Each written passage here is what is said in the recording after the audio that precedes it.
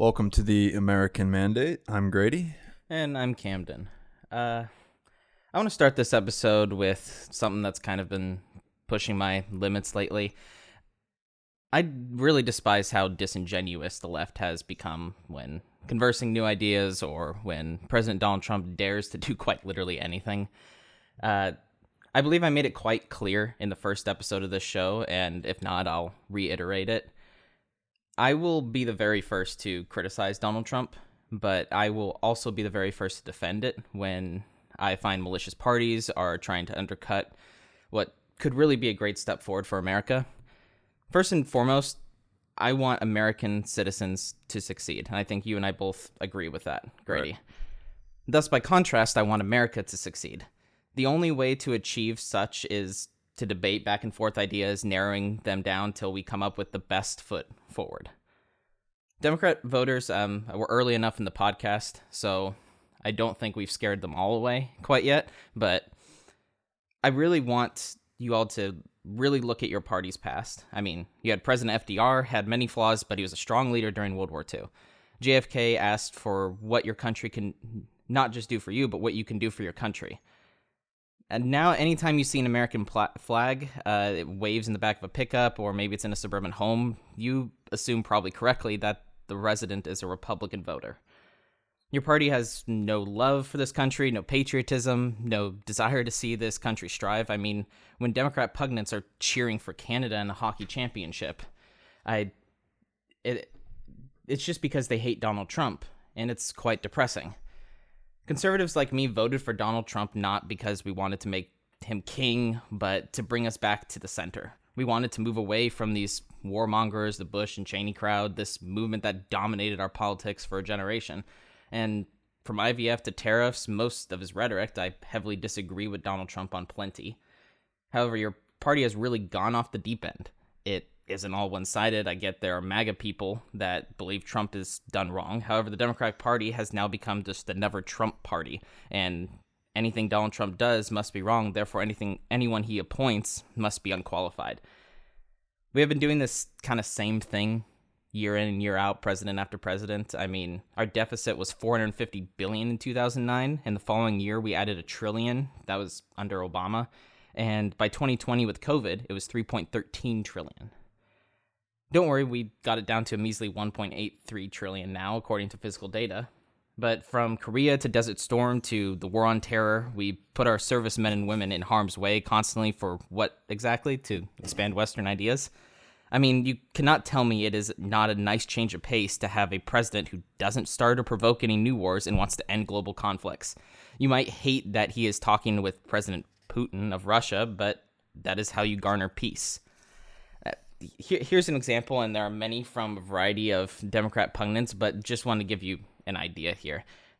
Harry Sisson, a person who has over 1 million followers on TikTok, said on X, WTF, Donald Trump's press secretary was asked if Trump would protect IVF access, and she refused to answer the question.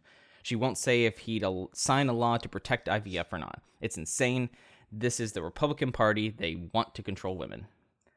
Now, I'm against IVF, but I mean, that was on February 24th. 6 days prior, he had made an executive order that expands access to in vitro fertilization. It's all their arguments are done in bad faith. Nowhere on his X did he congratulate the president for this executive order. I mean, these guys just really want to divide us. They want to control us, and I'm really getting tired of it. I mean, Elizabeth Warren tweeted about how bad Trump has accomplished by firing he considered not doing a good job or pushing forth his agenda, which the American people voted him literally to do, and saying your Social Security check for grandma might be in danger. Even though Trump really said he would protect those programs, which to someone like me is not a positive. I don't know how you feel about Social Security, Grady, but it's a bankrupt system. And rather than I'd sooner rather than later, I'd rather get rid of it. I'd rather not keep paying into that program in which I will never see a dime. The government needs to pay it off, and then they need to end it forever. There's a lot of benefits to it.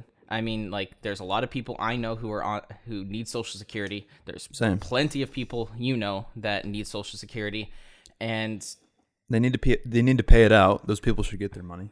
But I mean, we should not have to pay into it anymore because it will not exist when you and I are the age of 65. No, it won't be. We won't get a dime of it.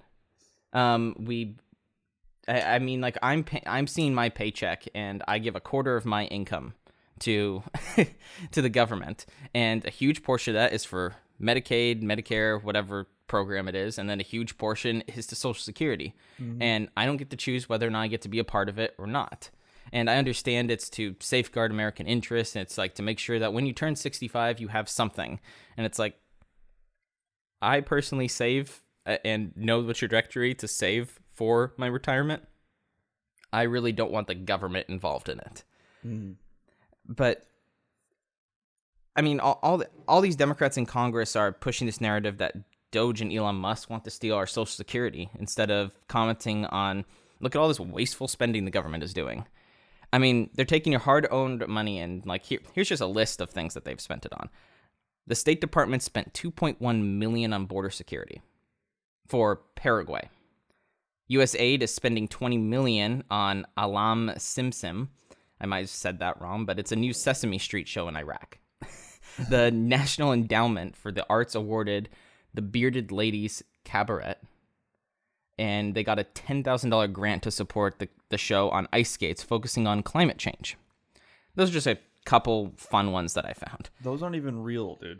These aren't real programs. These are CIA fronts to send money to NGOs, which then gets sent back to the Democrats. There's no question about it. But like, I'm giving them such a huge benefit of the doubt. Let's give them the huge world benefit of the doubt. Okay, I believe you. You're sending Sesame Street programs to Iraq. Yeah, let's send $20 million for that. Exactly. $2.1 million for border security of Paraguay. Come on. But Democrats don't care about that. Instead, they're trying to yell at you that Musk and Trump are evil. I don't know. It's frustrating. But hey, let's fight about the nominee picks now, because they are unconventional, right? They must tear up how things have been down for the past 60 years. Listen, I don't love all of them, but they're all pretty qualified. Except Matt Gaetz. They're not traditionally qualified, but like we'll go down the list of them, but they're not going to be the FBI for the 20 years. Right. Because that's the problem. They're not going to be from presidential trees. Like, oh, it's traditionally a career FBI. It's like, yeah, that's the problem. If you go down the list and like you start clicking on people like president, predecessor, they're like from everyone else's cabinets, and they just bounce around, and it's like that's our problem. I mean, this includes in Trump's first term. He didn't know who to trust, and so he added a bunch of these career guys. Right. Where has this gotten us? Unsecure border, our taxes wasted, inflation up. Better, it's. I don't know. Like, I really want to dive into these controversial picks, because there's a new pick that just kind of came out of the wire. We'll talk about that as we get into it. But great pick. The Democrats are out in droves saying unqualified. How dare this person? And it's like, this is what he did. The same thing for every single one of these picks. Chris Murphy said the same thing. Chris Murphy. I cannot stand Chris Murphy. He's my least favorite member in Congress, and that's saying something, because we've got Sanders, Warren, Schiff, and maybe Schiff takes the cake, but he's up there. He made a statement about the newest pick, which we'll get into, about how unqualified he is, and about how he's just he's a career con man and all this other shit. It's like, here's my message to people like Chris Murphy: shut the fuck up. No, really, like, you're speaking from the same script. All you want to do is gaslight people. All you want to do is toe the party line. Your time is over, man. Give it a fucking rest. This is kind of my whole issue, is that these Democrat people in Congress, whether it's Warren, whether it's Chris Murphy, and these people on X who are hired by a Democratic Party, whether it's Harry Sisson, whether it's Brooklyn Dad, whether it's Joe something, I forget her name, but I keep them all in my feed, and I follow them all on X, because I'm like, wow, this is what the Democratic Party is acting. This is what they're talking, and people believe them. It's like, they're not genuine. All they care about is power, money, or whatever it is, because if they actually cared, they wouldn't just try to rise up their base and get them all pissed off, because that's all they're doing. We're way more similar than we think. Like, all we want is a secure border. All we want is money in our pockets that we can support our family and buy a home. Those are basic level needs. Right. And we can talk about how to improve our healthcare system. We can have those arguments. We can talk about abortion and IVF. That's what used to be the stuff that we argued about as far as Republicans and Democrats. We voted about like having gun rights and things. I want to have those debates. One, they're easier to defend, but I would much rather have those debates because at least I was talking to a sensible person that had good intentions. And I believe a lot of the Democratic Party has good intentions. It's just their leadership, people like David Hogg, that just like every day is like, F this person. It's like, yeah, that's how I want my vice chairman of the party to be. Right? Mm-hmm. But I want to get into these picks. I want to read a little bit of their background because I did a little research, and then I kind of want your take as to what is wrong with them or why they should be in the position that they're in. So okay, I'll play devil's advocate. You'll play devil's advocate. All right. So P. Hegseth, I'm gonna just say he would not have been my first choice as far as conduct and things like that. But there was a lot of talk of Ron DeSantis actually taking this position, which would have made more sense. I mean, I suppose, but I feel like Ron is so good on domestic policy. It would have been a complete crime to put him on something that is more dealt with the military. I mean, he is a veteran, but he's just an animal when it comes to being a governor. I would have put him in a different position. I would not have taken him from Florida. As far as I know, these are the only two people that Trump was considering. That's interesting. And so Ron DeSantis was. I would never have taken him from Florida in a million years. He wouldn't. I don't even think he would have accepted it. I don't think so either. But it is interesting. I mean, he's Yale student, Harvard student. He was in Congress for multiple terms. He's been a governor. He was lieutenant commander in the military. But I mean, anyway, that is not the person that we're here to talk about. Right. Talking about Hegseth because that was the pick. Hegseth was commissioned as an infantry officer in the U.S. Army National Guard, graduating from Princeton University in 2003. He participated in a number of active duty deployments during that time in service, including operations to Guantanamo Bay, Iraq, and Afghanistan. Hegseth also served in multiple staff positions in the National Guard.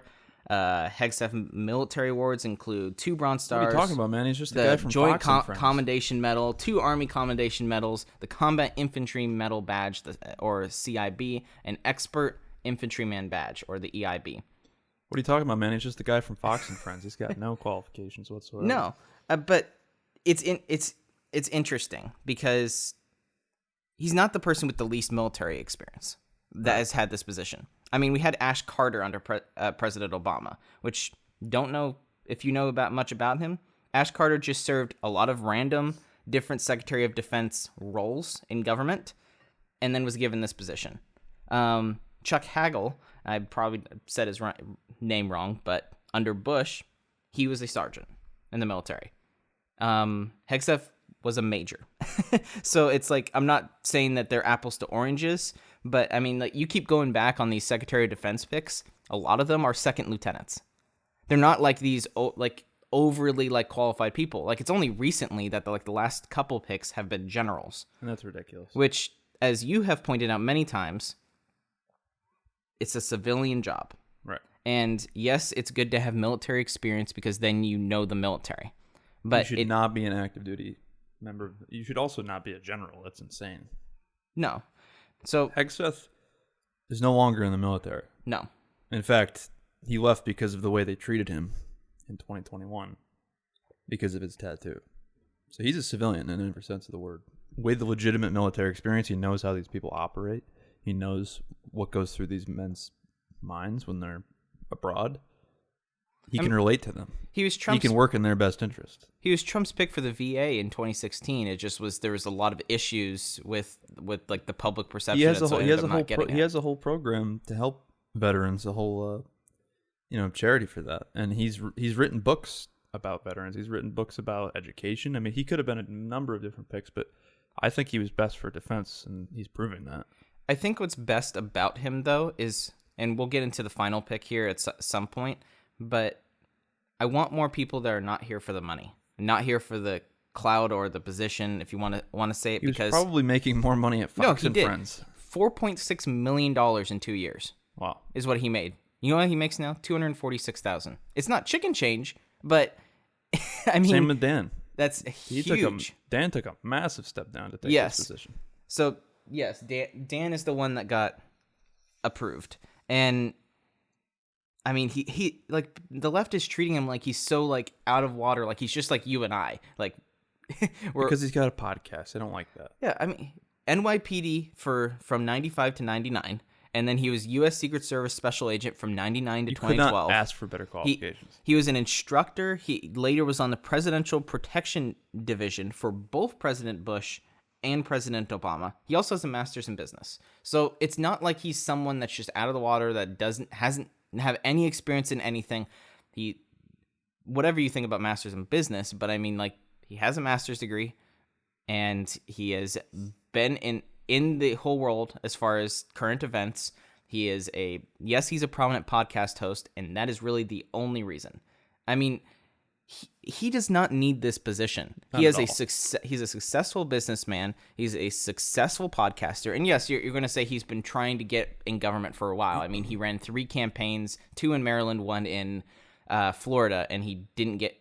Yeah, but I watched a video of him today, and somebody asked him if he would be, if he was asked to be director of the FBI. He goes, "I would only do that if President Trump like personally wanted it." Right. He goes, I think my time in government is long gone. So the fact that he came back and took that massive step down is because he loved his country. Right. And that's the people we want. And the fact that left is putting that down, like, you can disagree with him. I will be the first person, if he like says anything, does anything that is like I believe is unconstitutional. Same with Kash Patel. Same with any of these guys. I want the country back to normal. I want these people genuinely focused on the well-being of American citizens. Right. And if they're not going to do that, if they're just going to be puppets for Trump, I will be as outspoken as I possibly can on our podcast that we just started last week. But like, as this show grows, as I believe it will, and will get a substantial following, I will be as critical of these people as possible, because I believe that's what you're supposed to do. I believe all of us are supposed to be critical, but we're also supposed to praise and support our country and our president as much as possible, because that's true patriotism. It's not standing in like having all of these marches and we're pissed off all the time. Protesting is not necessarily this like overtly like American value that I think the left makes it out to be. I think protesting is important. I think it sends a message to the government, but we do it over the smallest things. Like, one governor says something and we go out and protest. It's like, give me a break. Like, I'm sorry, you're protesting over someone's speech or someone's opinion. You're not doing it on policy. Yeah. So, but yeah, so Dan was that person, but his boss, Kash Patel, I really don't see the argument here about him being unqualified. He got his doctorate in law from Pace University. He served as a public defender of the United States Department of Justice for years. And these are all the positions he's taken. National Security Division was Deputy Assistant to the President, Senior Director for Counterterrorism, Principal Deputy Director of National Intelligence, and Chief of Staff to the United States Secretary of Defense. I guess the critique you could say is that Trump's cabinet was moving really fast, and so he was getting positions and positions and positions really fast. You don't get a new position that's better and on top of that, like, get a higher position up and move up with everybody if you're not doing a good job, if they don't trust you. And so he's been in all these positions, so he understands how each part of this government works. More importantly, this guy, they don't like him because he blew open the Russia hoax. Yes. He was one of 2 guys that completely dismantled that horseshit. I mean, they don't like him because he seems like a Trump loyalist. He wrote a book saying long live the king or whatever. It was like a children's book thing where it depicted Trump as the king and then everyone else as the enemies. He said things where it seems like he's going to go after his enemies.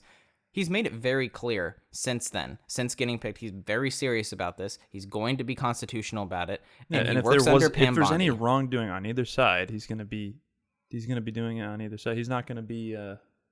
I don't think he has an enemies list right now in the FBI where he's like, oh, I'm going to go after Adam Schiff. He goes, we're going to investigate everything, and wherever we find corruption, it's going to be both Republicans and Democrats, and I don't think that's what the Democrat side is really letting on. They are going to go after corruption. They're going to go after all these issues. They're going to release the Epstein files, 9/11 files, JFK, RFK, and MLK's assassination files. He is the epitome of I want transparency. Right. And that's what we've all been asking for. That's what we've been striving for. That's what we've been pushing for. If Donald Trump has done something bad, like you and I talked about this off camera, whereas if Trump is seen as on the Epstein files, right, along with probably Bill Clinton and all these other people, I want to know about that. Like, very much so, I want to know about that. And I'm not going to stand for that kind of stuff. I'm not going to defend Trump saying, well, I don't think he was maybe on that. If we come out and find out this information, I'm going to be just as harsh as every other Democrat out there. Yeah. But I'm going to be genuine about it. And I think that's the issue, is that no Democrat in a leadership position is actually genuine. I mean, it took them weeks to finally get done with the whole egg prices rising and then talk about the bird flu. But now it's like Trump's not doing enough with the bird flu. No, but, this is what comes with Trump being president. Yes, it does. I think the last one I want to get to, we won't have time to talk about RFK, unfortunately, but Tulsi Gabbard. The Democrat Party's main issue with her is she is a traitor to the Democrat Party. Right. That's her main issue. I mean, she was vice chair of the DNC, and when they were screwing over Bernie Sanders to allow Hillary Clinton to just walk through, even though Bernie Sanders had the votes, Bernie Sanders had the momentum, they screwed him over. And even Bernie wasn't defending himself. It was just Tulsi Gabbard out there being like, this is stupid. And Bernie didn't even defend her later, which is ridiculous. But she flipped parties, and she's no means overqualified for the position. We've had 4-star admirals in this position before. But she is a lieutenant colonel in the Army. Her predecessor wasn't even military. And here's kind of like, so there's oversight committees in Congress where they get a lot of the information and they're able to oversight the government. And she was on some prominent ones. Committee of Homeland Security, which was in Subcommittee of Border and Maritime Security. Committee on the Armed Forces, Subcommittee on Readiness and Intelligence and Special Operations. Foreign Affairs in Asia and Pacific, Middle East, and North Africa. Financial Services, which specifically was on national security, international development, and monetary policy. And then diversity and inclusion, which I don't care about that one. But like you can push that one aside. Maybe we'll forget about that one. But point being is that they put her on a terror watch list. Yes, that's insane. That's just unacceptable. They put it on her because they hate her. That's it. I mean, let's touch on RFK real quick. So okay, this guy, I don't know how much time we have, but this guy is basically Democrat royalty in a sense because he's the nephew of one of their favorite presidents and, one of my favorite presidents. I think it's pretty universal. And just because this guy questioned vaccines, he questions the safety of them. He would like actual studies to be done on them to determine, if they're harmful. He wants to tackle chronic disease. Because of that, because he was willing to run as an independent because they blocked him from running in the Democrat Party, and then because he joined forces with Trump to win, they wanted to tear this guy to the ground. Oh, he's anti-vaccine, he's anti-science, he's dangerous, he's gonna remove the polio vaccine, all this shit. I think RFK probably has one of the strongest cases against him. Reason being is because most of the Health and Human Services, when I was looking up, had 20 years experience at Johns Hopkins Hospital, had just worked at all these different places as far as health goes, as been doctors, and RFK doesn't have any of those credentials. So I understand the less perspective on RFK. But it wasn't that he was unqualified, it's that he was dangerous. Yes. And that's bullshit. I agree with that because he's the only person that is saying my entire desire is I want to end the epidemic of chronic disease in children. If your entire mission is that, right. I mean, I want you in that position. If he is pushing back on vaccines. Yes, he is pushing. He wants is research. Man, as you should. You should always be critical of anything. There is an issue in this country since COVID that we have become an anti-vax party as far as the Republicans go. I mean, can you blame us? I don't blame, but there is an issue with it because there are vaccines that have been proven that have a long let's period do of studies time. on them and have some transparency. No, the left doesn't I want to agree. do that. No, what I'm trying to get at here is I want the transparency. The left should be wanting for it.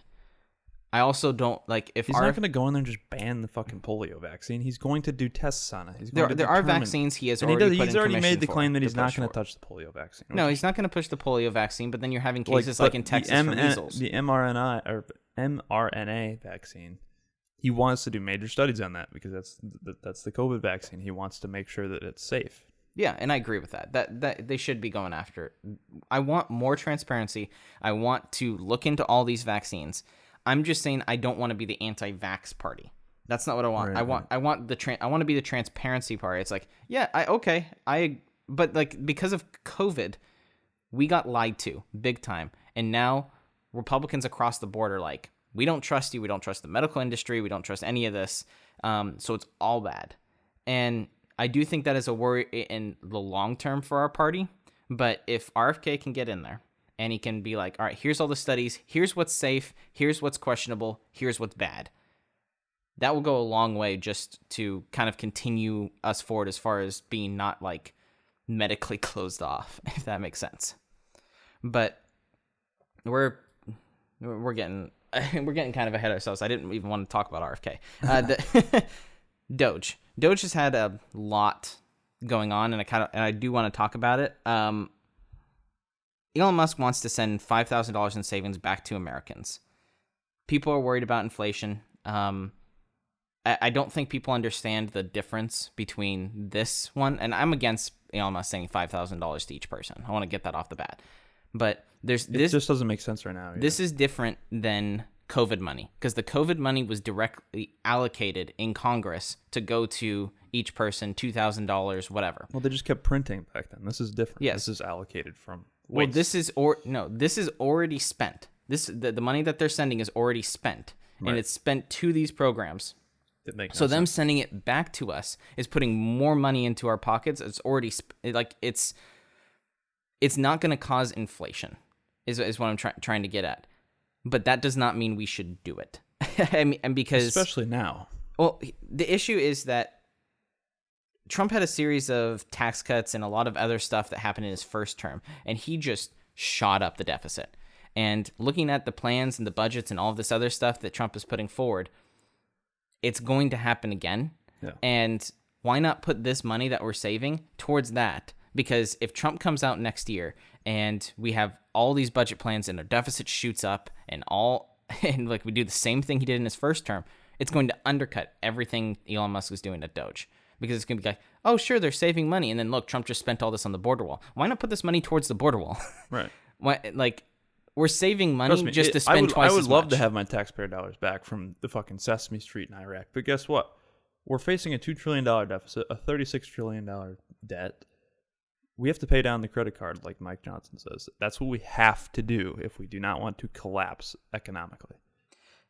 I mean, like NBC News put out an article about this, and like you can take it for a grain of salt if you don't trust NBC News. But there was a nonpartisan committee for a responsible federal budget, and they believed that all the overtime pay, the Social Security benefit, all this stuff that eliminated would cause $5 trillion added to the deficit over a 10-year period.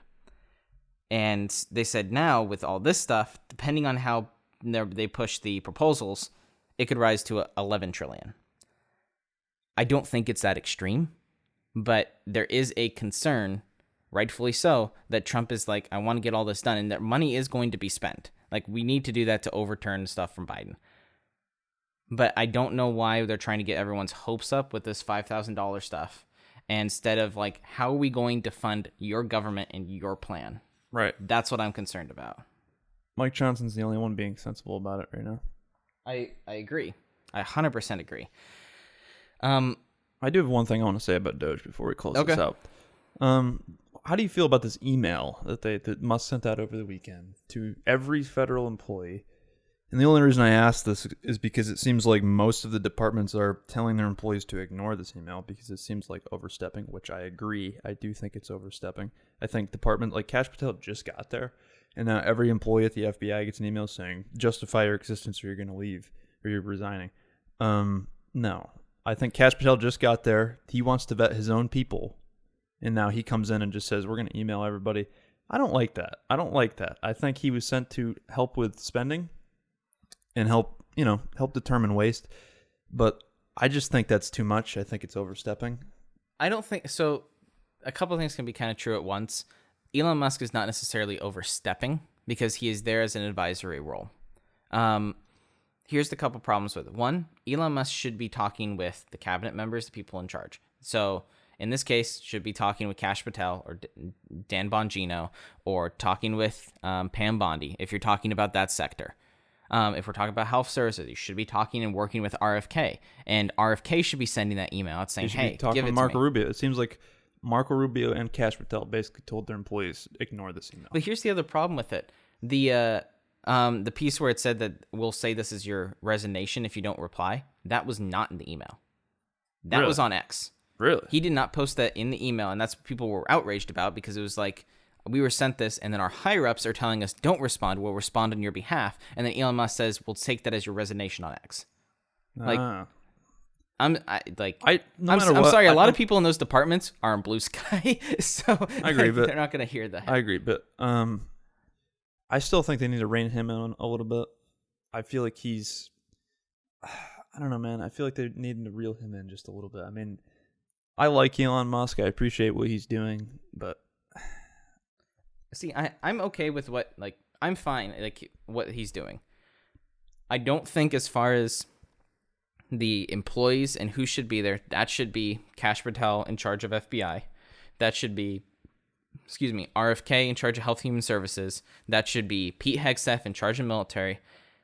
Elon was brought in as an advisor to do wasteful spending, not to fire. And so that's kind of my issue with it. And I think Elon Musk, as you said, does need to back off a bit. So goodbye, Joy Reid. That Joy Reid had, I kind of feel bad. I'm gonna miss her. I love listening to Joy Reid. She's great.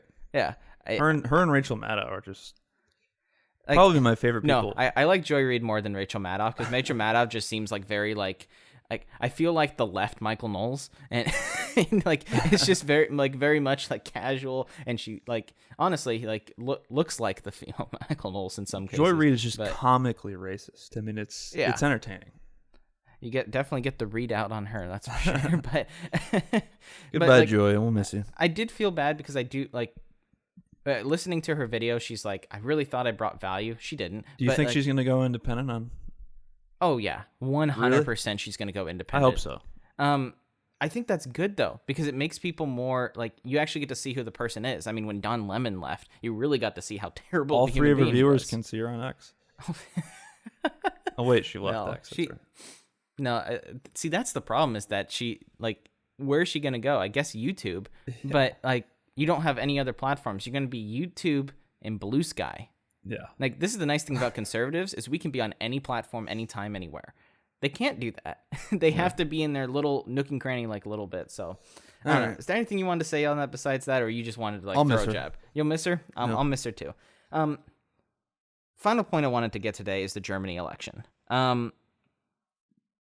Germany's likely next chancellor, Friedrich Merz, stated that the interventions from Washington were no less dramatic and drastic and ultimately outrageous than the interventions we have seen in Moscow. We are under such massive pressure from two sides that my top priority is to create unity in Europe. He continued, my absolute priority will be to strengthen Europe as quickly as possible so that step by step we can really achieve independence from USA.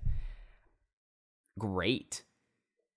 That's your state. You want to be independent from the United States. The United States need to take this opportunity and be like, heck yeah. I don't think they realize how much it sounds good on paper, to be we're going to be independent. We invest financially, military, trade, diplomacy, you name it, we give it all to all these countries. And You want to sort your own problems out, go for it. I'm not saying I want to be an isolationist, but I want equal partners. I want to get something in return from giving them all this money, giving them all this military. And they haven't been. Not even of our Western ideals, they haven't been. Kind of all this stuff kind of comes to closure because of kind of what I was saying in the beginning, which is the left is so disingenuous. Because all these Democrats were talking about how the AFD, which is considered the Elon Musk far right party, had totally been blown out by the election. Like they had no chance. They laugh in the face. I want to tell you kind of what happened. Didn't the left party over there come in like last place? Election? The AFD was in third most powerful party. Now they are the second most powerful party. They went from 10.4% of the vote to 20.8%. The CDU went from 24.1 to 28. So even if they double next time, they won't quite make it, but they'll, Yeah. No, if they doubled again, I mean, if they increased it again, yeah, they'd be the top party. Here's the problem that I think the Democrats. I don't know how Germany works though, but you don't have to explain it. Well, I mean, here's the base level on it, because Germany is a multi-party system, and so like Canada, they create coalitions. Okay, that makes sense. There's many parties, and so they create the AFD coalitions. is not going to make it. They're not going to have a coalition with the conservatives, though, right? No. The AFD. This is the problem. This is what I think the left actually should be focusing on and critiquing, being like, "Congratulations, you got 20.4% of the vote. Hope you enjoy being in fifth place. Right. Hope you enjoy having a fifth of the vote." That no one is going to go with the AFD. The AFD has to be the majority. And they have to raise up and try. I heard that a lot of the migrants over there are voting that voted in this election. Interesting. I didn't hear about it. Like the AFD's whole policy, why they're far right, is because they're anti-immigration, like completely. Like immigration, They just want to close off their country, which has been a detriment to those European countries. Their entire country's been completely invaded, so I don't blame them. Yeah, I completely understand it, and I think it's. And this is kind of my point and my issue with the Democratic Party, is that there are real critiques you can make. There are real things you can put forward. There are real ideas that you can put out into the world, and they're choosing not to. They want to be the never Trump crowd. They want to label anyone that is against them a far-right extremist, and they've learned nothing. No. That's the baseline. No, they have learned absolutely nothing. And they still are like putting out this crap like Donald Trump is not favored or anything like this. I kind of want to read this part from Mark Penn, who's a Democrat political person. Put a political pollster. There you go. I have the words. Voters are mostly likely what they are seeing in the first month of the new presidency. By 57 to 43, voters say Trump is doing a better job than Biden. In advance, look at the poll coming out Monday. Job approval at 52, but closing the border, cutting waste are hugely popular.